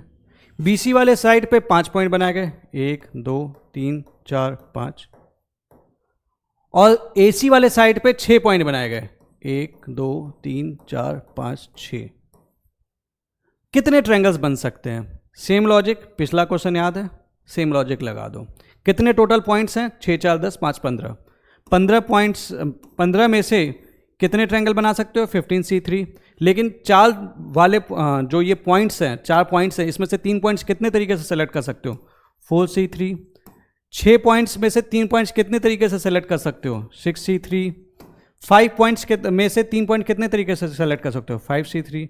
सेम लॉजिक पिछले वाले क्वेश्चन का, ये आप करेंगे आपका उत्तर आ जाएगा, सीधे आप देख के क्वेश्चन कर देंगे। ठीक है, तो ये चीज़ें बड़ी आसान हैं, एक बार आपको समझ में आ गया तो इन चीज़ों से आपको कभी समस्या नहीं होगी। अगला सवाल देखते हैं, ये मेरे बारे में थोड़ी बहुत डिटेल्स हैं। How many diagonals are there in a hexagon? ये भी आपका घुमा फिरा के वही सवाल है, मतलब बेसिकली ये एक हेक्सागन है। सपोज हेक्सागन जानते हैं ना, 6 साइड हेक्सा। कितने डायगोनल्स होते हैं इसमें? तो बेसिकली हमारे पास 6 पॉइंट्स हैं, नॉट कोलिनियर। अब इस 6 पॉइंट में से आप 2 पॉइंट कितने तरीके से सेलेक्ट कर सकते हो, that is the number of lines जो आप ड्रॉ कर सकते हो। लेकिन एक यहां पे ग्लिच है कि उसमें ये इसके साइड्स भी आ जाएंगे, तो उसको मैं माइनस कर दूं, -6 कर दूं, तो ये मेरा उत्तर निकल के आ जाएगा। 2 पॉइंट्स, 6 पॉइंट्स दिए थे इसके वर्टिसेस पे, इसमें से हमने 2 पॉइंट सेलेक्ट किए, तो these are the number of lines that can be drawn from 2 points. अब इसमें से हमको चाहिए वो वाले, हमें साइड तो चाहिए नहीं, क्योंकि साइड भी इंक्लूड हो गए, तो हम -6 कर देंगे, क्योंकि ये वाला, ये जो पॉइंट्स, ये जो लाइंस बनेंगी, ये डायगोनल नहीं होगा। डायगोनल केवल ये होगा, ये और उसके बाद फिर ये और उसके बाद फिर ये, ठीक है, तो यही होगा। तो 6c3 -6, और इसको मैं सॉल्व कर लेता हूँ। It become 6 × 5/2 -6, 15 - 6, that becomes 9 diagonals होंगे इसके टोटल। ठीक है, अब किसी भी, यहां से आप एक चीज समझना कि किसी भी डायगोनल, अब ये जैसे ये क्वेश्चन आ गया उसके बाद कि किसी भी पॉलीगन में कितने डायगोनल हो सकते हैं, कोई भी पॉलीगन होगा, तो ऑन द सेम लॉजिक अगर उसके n साइड्स हैं तो इसका मतलब n पॉइंट्स होंगे, n वर्टिसेस होंगे, तो मैं 2 पॉइंट किस तरीके से सेलेक्ट कर सकता हूँ, NC2, लेकिन नंबर ऑफ साइड्स उसके कितने थे, -n, मैंने उसको माइनस कर देता हूँ। अब इसको मैं क्या लिख सकता हूँ, n × n-1 /2 -n लिख सकता हूँ, और इसको मैं सॉल्व करता हूँ तो it becomes n × n-1 -2n /2। इसको मैं और सॉल्व करता हूँ तो it becomes n² -n -2n /2। It becomes n² -3n /2। It becomes n × n-3 /2। और ये फॉर्मूला आपने अगर पढ़ा होगा तो कई जगह पे आपने पढ़ भी रखा होगा कितने डायगोनल्स पॉसिबल हैं एक n साइडेड पॉलीगन के लिए, वो n × n-3 /2 होता है। अब वो कोई भी हो, चाहे ऑक्टागन हो, अगर ऑक्टागन के आपके फॉर्मूला पूछ लिया कि भाई ऑक्टागन में कितने डायगोनल्स होते हैं, तो इसको सीधे लिखना 8 × 8 - 3 /2, सॉल्व कर देना, 4 × 5 = 20। अगर रेक्टेंगल में पूछ लिया कितने डायगोनल्स होते हैं, तो रेक्टेंगल में 4 साइड्स होते हैं, 4 × 4 - 3 /2।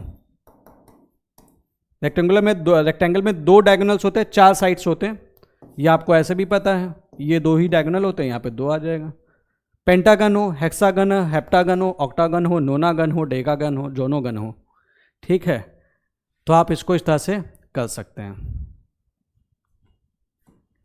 अब ये एक सवाल आ गया, find the side of the polygons which number of diagonal are the 3 times of the number of side. कितने साइड्स होंगे पॉलीगन के जिनके number of diagonals are the 3 times the number of sides. तो नंबर ऑफ डायगोनल्स का formula मुझे पता है सीधा सा, n -3 /2, और ये बोला है जो इसकी वैल्यू है it is 3 times the number of sides, सीधे क्वेश्चन से मैंने लिख दिया। अब इसको मैं सॉल्व कर लेता हूँ, ये यहाँ से इसको काट दिया हमने, n - 3 = 6, n = 9। तो नोनागन में ऐसा होगा कि जो आपके डायगोनल्स की संख्या होगी वो 3 times the number of sides होगी, मतलब अगर 9 साइड्स हैं तो 27 आपके वो होंगे जो आपके डायगोनल्स होंगे। ठीक है, चलिए कुछ फिगर फॉर्मूला भी यहाँ पे समझ लेते हैं, और आप पाएंगे कि कॉम्बिनेशन का यहाँ पे बहुत ज़्यादा यूज हो रहा है। अब ये देखिए, जैसे आपके पास सपोज कीजिए एक स्क्वायर दे दिया, आप देखते होंगे अक्सर ये प्रॉब्लम्स भी आती हैं।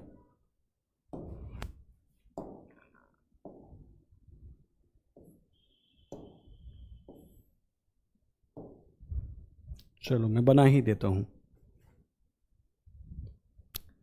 लेट्स से आपके पास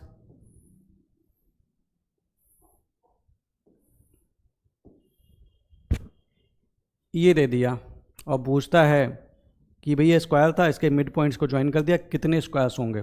तो आपको यहाँ पे देखिए सीधा सीधा सा पता है इट इज़ 5। काउंट कर लेते हो, बड़ा वाला स्क्वायर फिर 1 2 3 4, सिंगल वाला स्क्वायर फिर बड़ा वाला स्क्वायर। ठीक है, इसके बाद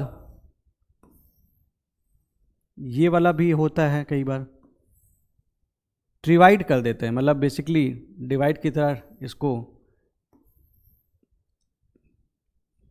1/3 1/3 1/3 पॉइंट उठा के वो कर देते हैं, मतलब डिवाइड कर देते हैं। और फिर पूछते हैं कितने डायगोनल्स, मतलब कितने आपके स्क्वायर्स इसमें बनेंगे। तो ऐसे केस में आप क्या बोलते हो, एक वाला तो ये बड़ा वाला हो गया होगा, सबसे बड़ा वाला सिंगल स्क्वायर, ठीक है, इसकी वैल्यू होती है 1, ठीक है। उसके बाद जब आप इस टाइप के लेना शुरू करोगे, इसमें से ये वाले, ये 1 2 3 4 चार चार स्क्वायर्स को लेके बनाओगे तो स्क्वायर बनेगा, तो ये आ जाएगा 4, और 4 को आप लिख सकते हो 2 स्क्वायर, ठीक। और स्मॉल लोगे 1 2 3, जो सिंगल सिंगल स्क्वायर को काउंट करोगे आप, सिंगल सिंगल स्क्वायर्स को काउंट करोगे तो इसकी संख्या आ रही है 9, जिसको आप लिख सकते हो 3 स्क्वायर भी, और इसलिए इसको 1 स्क्वायर भी आप लिख सकते हो। तो आप एक्चुअली पाएंगे जो टोटल नंबर ऑफ स्क्वायर्स इसके केस में बनेंगे, दिस इज 1 + 4 + 9 दैट इज 14। इस केस में भी कुछ कुछ यही चीज़ होल्ड कर रही थी कि बड़ा वाला की संख्या 1 थी, जिसको मैं 1 स्क्वायर होल्ड बना रहा था, ये वाले की संख्या उसके बाद 2 स्क्वायर हो गई थी, जिसकी संख्या 4 थी, 1 2 3 4, ठीक है। तो उसकी टोटल स्क्वायर्स हो गए 5। अब कभी आपके पास n × n फिगर हो, मतलब कि अगर सपोज कीजिए मेरे पास एक ऐसा फिगर हो जिसकी साइड्स n हो और डिवीजन भी n कर दिया गया,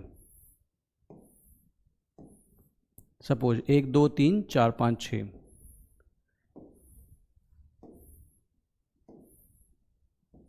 अगर इसके डिवीजन्स भी n कर दिया, n × n फिगर दे दिया, n × n फिगर, और आपसे पूछ दिया कि कितने नंबर ऑफ स्क्वायर्स होंगे, तो उसके केस में सीधा सीधा फॉर्मूला यूज कर सकते हैं 1 square + 2 square + 3 square + 4 square + 5 square plus ... up to n square. ये नंबर ऑफ स्क्वायर्स बनेंगे।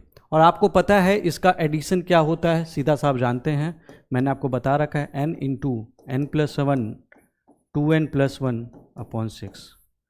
तो अगर नंबर ऑफ ये जो वो है वो 6 है, 6 × 6 का फिगर है, और आपसे पूछ दिया कभी कि कितने नंबर ऑफ स्क्वायर्स होंगे, तो काउंट मत करने बैठ जाना, सीधे वैल्यू पुट करना है यहाँ पे। तो 6 × 6 + 1 दैट इज 7 इंटू 2 6 जा 12 + 1 13 अपॉन 6, इसे काट देना, 13 7 जा 91 स्क्वायर सीधे बोल देना। 7 × 7 का फिगर होगा तो भी वैल्यू पुट कर देना, उत्तर आपका सही आएगा। कैलकुलेट करने मत लग जाना क्योंकि आप परेशान हो जाओगे। अब इसी तरीके से जैसे 4 × 4 वाला फिगर होगा, सपोज ये दिया हुआ है 1 2 3 4 1 2 3 4, तो सीधे ऐसे केस में आप क्या करोगे, इट इज़ द, जो इसका आंसर होगा ये होगा 4 × 4 + 1 इंटू 4 2 जा 8 + 1 अपॉन 6, दैट इज बेसिकली घुमा फिरा के 1 स्क्वायर + 2 स्क्वायर + 3 स्क्वायर + 4 स्क्वायर, सीधे आपका उत्तर निकल के आएगा। कैलकुलेट करने मत कर जाना। तो इसको अगर आप सॉल्व करोगे तो ये आ जाएगा उत्तर 30, ठीक है। तो टोटल नंबर ऑफ स्क्वायर्स अगर इस तरह से चेस बोर्ड में पूछ दे, चेस बोर्ड में आपको पता है फिगर होता है 8 × 8, तो सीधा सा मतलब है कि टोटल नंबर ऑफ स्क्वायर्स कितने होंगे, 1 स्क्वायर + 2 स्क्वायर, कब तक, 8 स्क्वायर तक। और इसका फार्मूला आपको पता है n × n + 1 into 2n + 1, formula याद आया, दैट इज 17 अपॉन 2। इसको सॉल्व कीजिए, 2 4 जा, अब इसको 9 4, अब ये आ गया 9 4 जा 36, 9 4 जा 36 इंटू 17, ये अपॉन 6 था, वेट अ सेकेंड,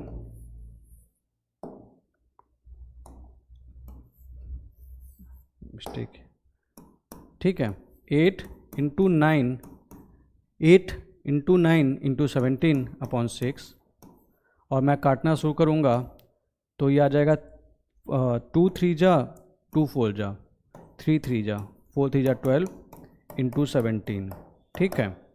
तो मेरे को पता है 12 12 जा 144 प्लस 12 5 जा 60, 17 को मैंने 12 + 5 लिख लिया, तो ये आ जाएगा 4204 स्क्वायर्स बनेंगे। तो आप इसमें कभी कंफ्यूज नहीं करेंगे, सीधा सा फॉर्मूला पुट कर देना, ठीक है।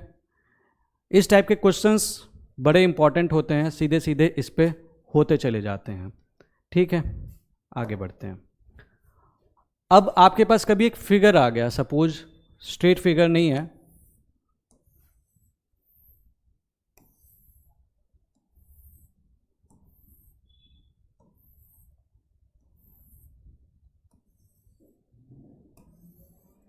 ठीक है, ये 3×5 का फिगर है, 3×5 का फिगर है आपके पास, ठीक है, और आपसे बोला है कितने स्क्वायर बनेंगे। तो ऐसे केस में करने का सिंपल सा तरीका मैं आपको बता रहा हूं। ऐसे केस में अगर 3×5 वाला फिगर दिया हुआ है तो ये फिगर का वैल्यू याद कर लेना पहले, तो जो फिगर दिया हुआ है। अब इसके बाद इसका इस्तेमाल करते चलना, पहले लिख देना 3×5, सबसे पहले तो यही लिख देना, प्लस इसमें से एक माइनस करना और इसमें से भी एक माइनस करना, 2×4, प्लस अब इसमें से एक माइनस करना और इसमें से भी एक माइनस करना, 1×3। और इसे आप जब सॉल्व करोगे, अब देखो इसको माइनस करोगे तो जीरो आ जाएगा, तो उसके बाद कोई कैलकुलेशन का मतलब ही नहीं रह गया। तो इसमें 3×5 वाला फिगर लिख लो, उसके बाद इसमें से एक माइनस कर दो, इसमें से एक माइनस कर दो, प्लस इसमें से एक माइनस कर दो, इसमें से एक माइनस कर दो, तो 15 + 4 = 8 + 3 ये आ जाएगा 26। तो 26 स्क्वायर्स बनेंगे इस फिगर में। अब कोई भी फिगर ले लो, अब सपोज ये 3×5 था, अगर ये 8×7 होता तो करते चले जाते कैलकुलेशन, इसी तरीके से आराम से हो जाएगा। ठीक है, अब सपोज कीजिए कभी एक ऐसा क्वेश्चन आ जाए, एक चीज ध्यान रखना, मतलब ये क्वेश्चन आ जाए, suppose you have like let's say एक ये फिगर है,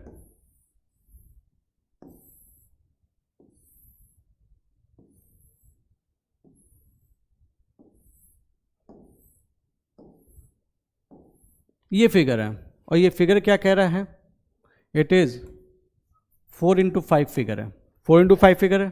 ठीक है, अब आपसे पूछा है कि कितने रेक्टेंगल्स बनेंगे, कितने रेक्टेंगल्स बनेंगे। अभी स्क्वायर की बात नहीं करा, रेक्टेंगल्स की बात करा। तो एक चीज़ आपको पता है, हर एक स्क्वायर एक रेक्टेंगल है, लेकिन हर एक रेक्टेंगल एक स्क्वायर नहीं है। इट मीन्स ये जो है, ये वाला जो पोर्शन है ये तो स्क्वायर है लेकिन ये रेक्टेंगल भी है, लेकिन ये वाला जो पोर्शन है ये रेक्टेंगल है लेकिन ये स्क्वायर नहीं है। तो अगर मेरे को रेक्टेंगल बनने की बात आएगी तो मैं पहले क्या करूँगा, पॉइंट्स काउंट करूँगा। इधर साइड कितने पॉइंट्स हैं, 1 2 3 4 5, 5 पॉइंट यहाँ पे हैं, इसमें से मैं 2 पॉइंट चुन लूँगा, और यहाँ पे अब मैं काउंट करना शुरू करूँगा इस लाइन में, 1 2 3 4 5 6, 6 पॉइंट यहाँ पे हैं, तो मैं 6C2 इनको चुन लूँगा, मल्टीप्लाई कर दूंगा, तो इतने नंबर ऑफ मेरे रेक्टेंगल्स बनेंगे। इसको सॉल्व कर लेते हैं, तो ये आ जाएगा 5×4/2 इंटू 6×5/2। सॉल्व करते हैं, 2×2 = 4, इसे काट देते हैं, 5×5 = 25 इंटू 6 150। लेकिन सपोज अगर क्वेश्चन आ गया कि भैया कितने रेक्टेंगल्स बनेंगे जो स्क्वायर नहीं है, कितने रेक्टेंगल बनेंगे तो स्क्वायर नहीं है, तो यहाँ पे तो आप स्क्वायर भी कंसीडर कर रहे हो, तो आप क्या बोलोगे, सीधी सी बात है, 4×5 वाला फिगर है जो 150 तो है ही है, इसमें से मैं कुछ माइनस कर देता हूँ, 4×5 minus 3×4, same logic, minus 2×3 minus 1×2, इसको मैं माइनस कर दूंगा, जो आएगा मेरा उत्तर आ जाएगा। या फिर ऐसे, ये नंबर ऑफ स्क्वायर्स यही तो था, इसमें से नंबर ऑफ स्क्वायर्स मैंने माइनस कर दिए, मैंने आपको इसका तरीका बताया था। इसको मैं सॉल्व करता हूँ तो 4×5 = 20, 4×3 = 12, 3×2 = 6 और ये 2, तो ये आ गया टोटल 40, 150 माइनस 40 दैट इज 110। ठीक है, अब जैसे ये पैरेललोग्राम वाला अगर कोई भी क्वेश्चन आ जाए, सपोज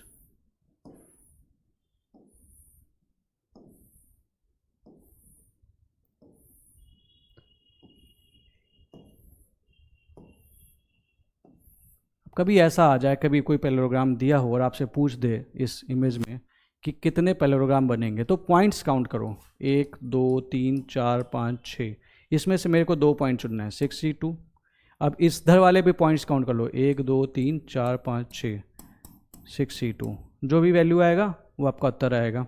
इसको मैं सॉल्व करता हूँ तो 6×5/2 इंटू 6×5/2, 2×3 = 2×3 = 15, 15 = 225, 225 पैरेललोग्राम्स टोटल बनेंगे। पूरी काउंटिंग में मत लगे रहना। काउंटिंग में फिर भी हो सकता है आप गलती कर दोगे, फॉर्मूले से करोगे तो कभी गलती नहीं करोगे, ठीक है। अब जैसे ये क्वेश्चन है, हाउ मेनी, इससे पहले मैं एक जनरल चीज बता देता हूं। अगर आपके पास m पैरेलल लाइंस है, suppose you have m parallel lines, ठीक है, ऐसी, ये हॉरिजॉन्टल है, and you have n parallel lines, ये आपकी वर्टिकल है, तो कितने पैरेललोग्राम बनेंगे? तो इसमें से 2 पॉइंट चुन लो, MC2, ठीक है, और ये n पैरेलल लाइंस हैं, कितने पॉइंट्स चुनने हैं? NC2, इतने नंबर ऑफ पैरेललोग्राम्स आपके बनेंगे। तो ये सीधा सीधा फॉर्मूला है। अब आ जाइए,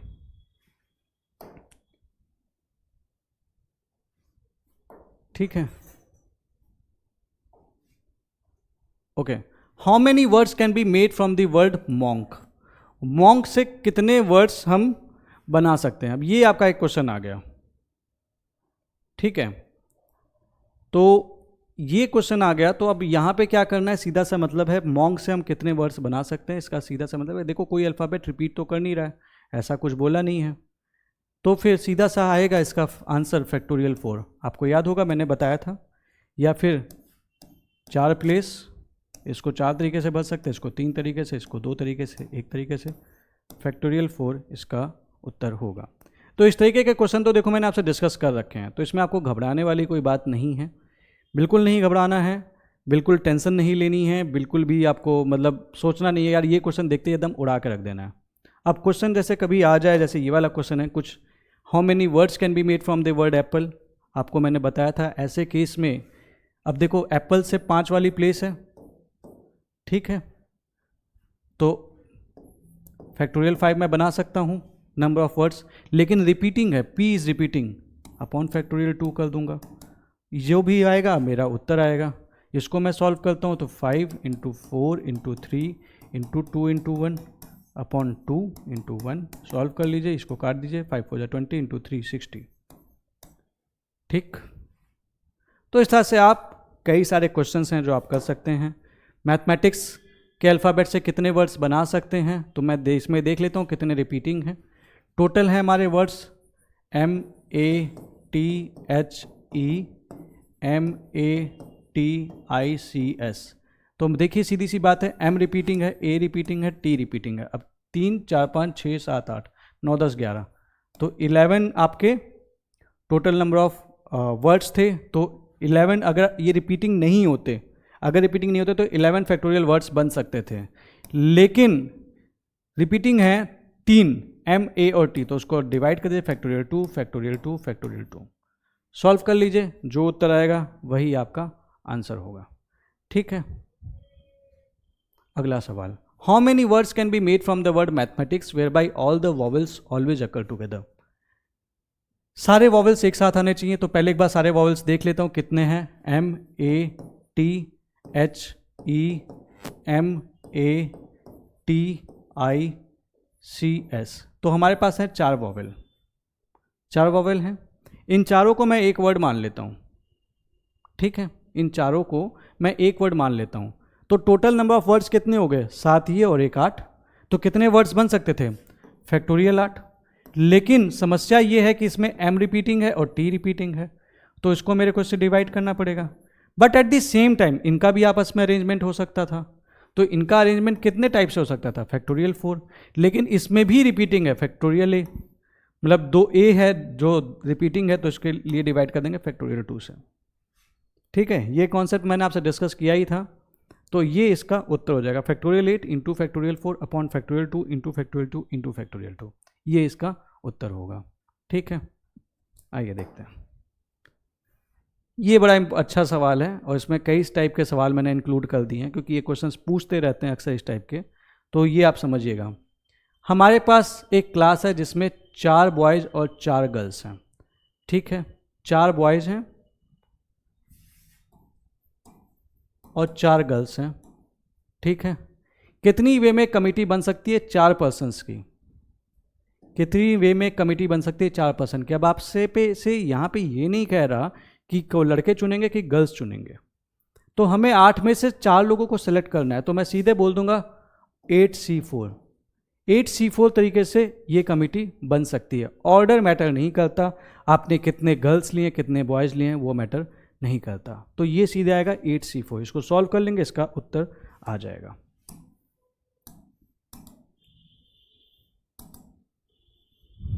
ठीक है। दूसरा, कितने तरीके से कमिटी बन सकती है? Can be formed of 4 persons which has 2 boys and 2 girls. 2 boys हैं 2 गर्ल्स हैं। अब ये 2 बॉयज आप कितने तरीके से चुन सकते हैं? 4 लड़कों में से 2 बॉयज चुनने हैं तो you can choose it in 4C2 ways, और 2 गर्ल्स चुननी है, you can choose it in 4C2 ways. 4 लड़कियों में से 2 लड़कियां ऐसे चुन सकते हैं, मल्टीप्लाई कर देंगे। क्यों? क्योंकि जब दोनों काम होंगे तभी हमारा काम पूरा होगा। तो ये इसका उत्तर होगा 4C2 इंटू 4C2। अब इसको सॉल्व कर लेंगे, जो भी कैलकुलेशन आएगी वो सबका उत्तर हो जाएगा। अब इसको जैसे अगर मैं सॉल्व करना चाहूँ तो 4 इंटू 3/2 इंटू 4 इंटू 3/2, इसको मैं सॉल्व करूँ तो ये घटा 2, इसको मैं सॉल्व करूँ ये घटा 2, 6 6 36, सीधा सा। इन how many ways a committee can be formed of 4 persons having 3 boys and 1 girl. तो 3 लड़के चुनने हैं 4 लड़कों में से, तो मैं इसको 4C3 तरीके से चुन सकता हूँ। एक लड़की चुननी है 4 लड़कियों में से, तो 4C1 तरीके से चुन सकता हूँ। ये इसका उत्तर हो जाएगा। और 4C3 को मैं लिख सकता हूँ 4C1, 4C1 की वैल्यू 4 ही होगी, तो इसका उत्तर आ जाएगा 16। ठीक है। तो आप देख रहे हैं कि ये क्वेश्चन बड़े आसान हो गए। कमेटी वाले क्वेश्चन आते रहते हैं कई बार, तो ये क्वेश्चन बहुत ईजी है, आपको बस सिलेक्शन चूज करने आना चाहिए। In how many ways a committee can be formed of 4 persons consisting of at least 2 boys. कम से कम 2 लड़के तो होने चाहिए। अब यहां पे 3 कंडीशंस आ गई। मैं 2 बॉयज ले लूंगा तो मेरे को 2 लड़कियां लेनी पड़ेंगी। मैं 3 बॉयज ले लूंगा तो मेरे को 1 ही लड़की ले सकता हूं, क्योंकि टोटल कमिटी में 4 ही पर्सन है। मैं 4 बॉयज ले लूंगा तो मेरे को 0 गर्ल्स लेनी है, लड़कियों से मतलब ही नहीं उस टाइम पे। तो उसके बाद आपको पता है इसके केस में क्या हो जाएगा, 4C2 इंटू गर्ल्स के केस में 4C2। यहां पे इस तरीके से चुन सकते हैं। इसके केस में मैं चुन सकता हूं 4C3 इंटू 4C1, और इस केस में 4C4, और लड़कियों को तो चुनना ही नहीं है, 4C0। तो यहां पे इसकी देखो, अब इसको जब आप सॉल्व करोगे तो 4C2 इसकी वैल्यू 36 आई थी। ये देख लीजिए कैलकुलेशन, 3 बॉयज और 1 गर्ल चुने थे, तो यहां पे देख लीजिए 16 तरीके आए थे यहां पे, और इसमें दोनों की वैल्यू 1 है तो एक तरीका, तो 36 प्लस 16 प्लस 1, 36 प्लस 16 प्लस 1। तो इसको जब आप सॉल्व करेंगे तो इट इज 36, 16 और 1, 6 6 12, 1 13, 3 4 5, 53 तरीके से आप इसकी ये कमिटी बना सकते। तो ये क्वेश्चन आप पा रहे हैं, मतलब ये क्वेश्चन बड़ा ही इजी है, घबराने वाली कोई बात नहीं। जैसे ही ये क्वेश्चन दे तो तुरंत इस टाइप के क्वेश्चन को कर दें। अब ये दोनों क्वेश्चन में आपके लिए होमवर्क है। In how many ways a committee can be formed of 4 persons which has at most 3 boys. At most ज्यादा से ज्यादा 3 लड़के हैं, तो मतलब 1 लड़का 3 लड़कियां, 2 लड़के 2 लड़कियां, या फिर 3 लड़के 3 लड़कियां, या फिर 0 लड़के और सारी लड़कियां। तो वो 4 कंडीशन बनेंगी और आप इसका सॉल्व कर लेंगे। कमेंट सेक्शन में आप पोस्ट करके बताइएगा। और ये कितने तरीके से कमेटी बन सकती है 4 लोगों की, जिसमें 2 बॉयज हैं और 2 गर्ल्स हैं, इस तरीके से कि एक particular boy is always selected and a particular girl is never selected. चलो ये वाला पोर्शन मैं कर देता हूं इसमें, ताकि आपको कंफ्यूजन ना हो। 5वां जो ई वाला पोर्शन है वो आपका होमवर्क है।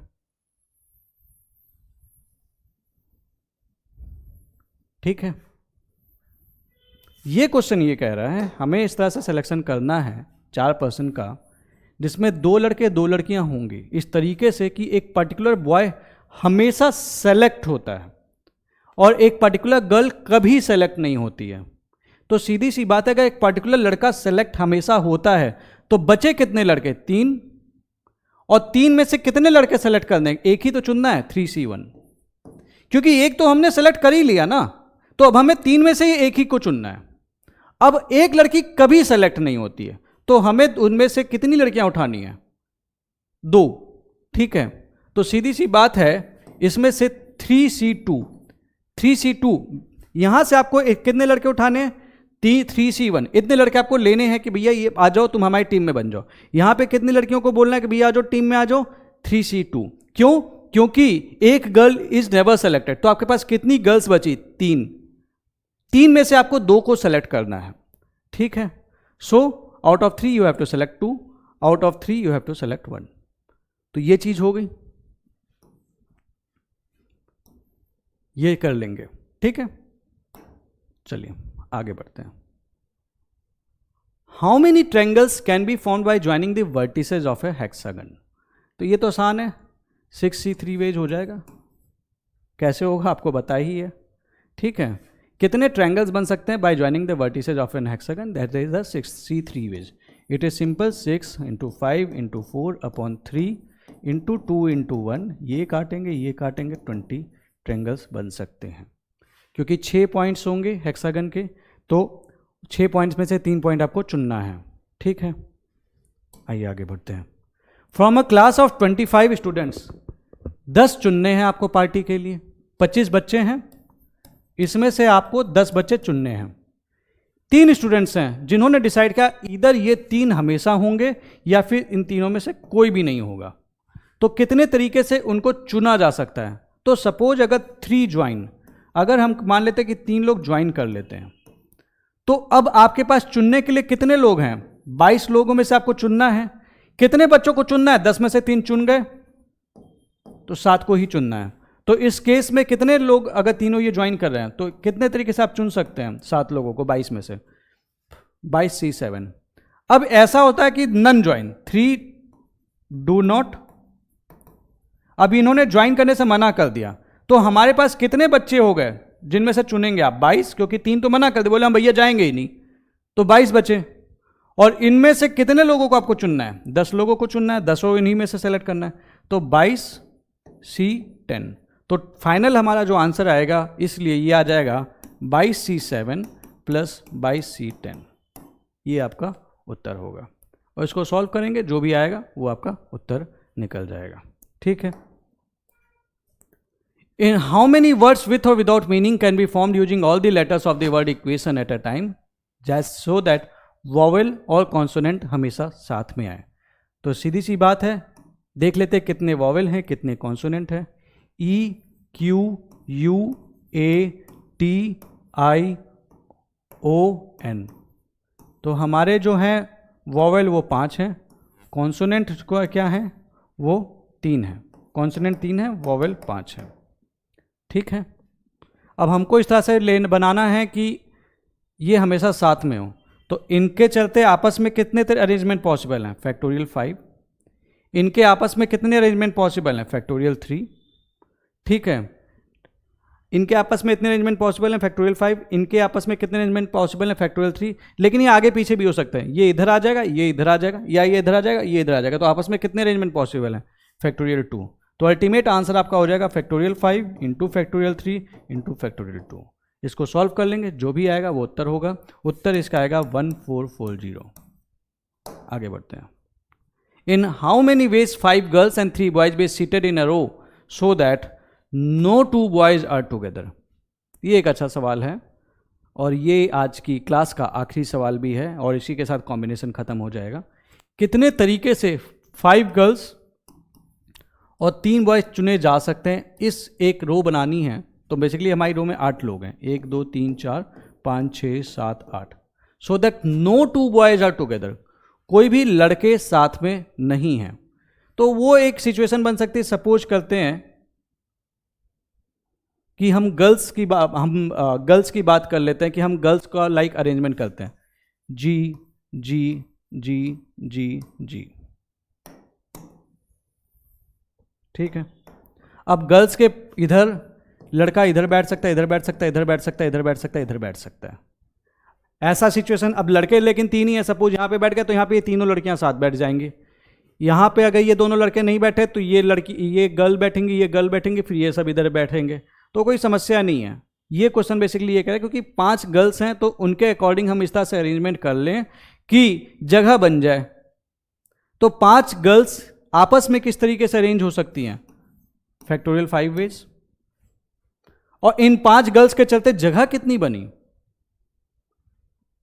1 2 3 4 5 6 जगह बनी। इस 6 जगह में से हमें 3 लड़के मतलब यहाँ पे बैठाने हैं, तो हम कितने तरीके से इन लड़कों को चुन सकते हैं या बैठा सकते हैं? 6C 3 veg. तो फैक्टोरियल 5 इंटू 6 3 वेज। अब ये 3 लड़के तो हमने चुन लिए, लेकिन हम इसको भी तो अरेंज कर रहे हैं आपस में। In how many ways they can be seated in a row, तो यहां पे अरेंजमेंट भी मैटर कर रहा है इनका आपस में, तो it will become factorial 3।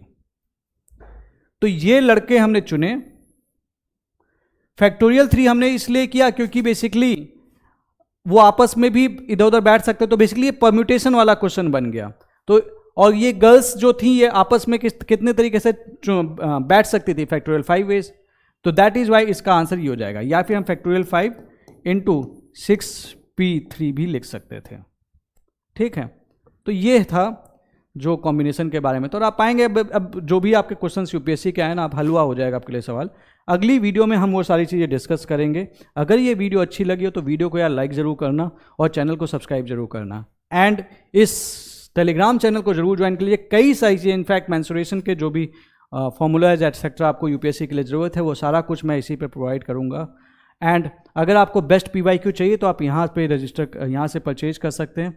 Test series के लिए इससे अच्छा सोर्स आपको नहीं मिलेगा csctopper.com पे, तो आप यहाँ पे प्रीलिम्स की टेस्ट सीरीज भी ज्वाइन कर सकते हैं एंड सीसेट की भी टेस्ट सीरीज ज्वाइन कर सकते हैं। जीएस एंड सीसेट दोनों ज्वाइन कर सकते हैं। एंड ओवरऑल वीडियो को आप लाइक करके सपोर्ट जरूर कीजिएगा और अपने किसी एक दोस्त के साथ जरूर शेयर कर देना, ताकि जिस बच्चे को एक्सपेंसिव एजुकेशन नहीं मिल पा रही, मैथमेटिक्स में दिक्कत हो रही है, उसे यहाँ पे हेल्प मिल सके। With this I Nilesh Kumar Singh, thank you all, thank you very much.